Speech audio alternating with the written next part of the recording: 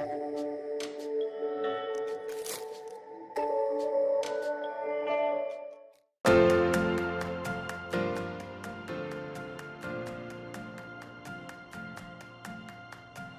biggest challenge, I guess, is kind of the pressure that you put on yourself. You do get this fear of being seen differently, and that people think that you're not the same person you were before you got pregnant, and you're trying to still do everything that you possibly did, even if you're feeling tired or you're feeling a little bit nauseous or whatever. You're trying to do everything.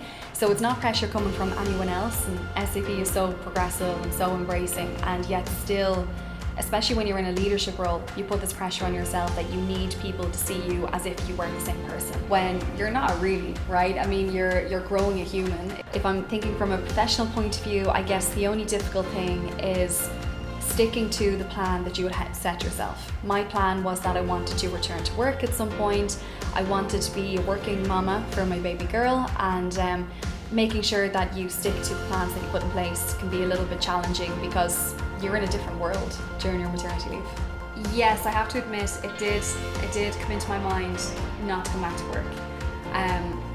But thankfully I had told my husband what it is that I wanted to do with my life. I did see myself as a working mama, and that was the person that I wanted to be. It just suited me and my family.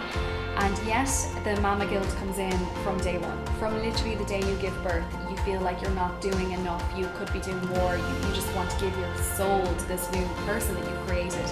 And in light of that, inevitably you do have this niggling feeling of, well, maybe I just don't go back to work and put my time there. Which, although that's such an honourable thing to do, and it's a very hard job to be a stay-at-home mother, it's not something that I personally wanted to do at this point in time. So my husband reminded me of that, and I was able to bring myself back down to reality and focus on the original plan, which I'm so glad that I did. But yeah, the doubts did creep in. Well, it's funny, when you come back from maternity leave into your position, so I'm currently now leading a team of DDEs, which are awesome, and I plan on staying with SAP for a long time. But I guess I'm happy to take that slow. I'm happy to create that balance for my work life and my family life and see where that takes me, rather than trying to shoot up through my career very, very fast. That's no longer important to me. I'm happy to organically see how everything goes. I think this is such a relatable topic for so many women in SAP, and so many women that have just started going down the leadership route in SAP like I was.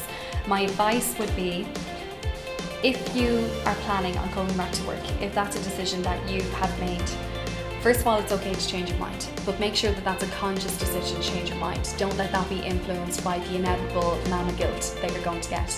Before you leave in your maternity leave, do as much as you can to create a legacy, to make an impact, to create value for your colleagues, for your management, for SAP as a whole.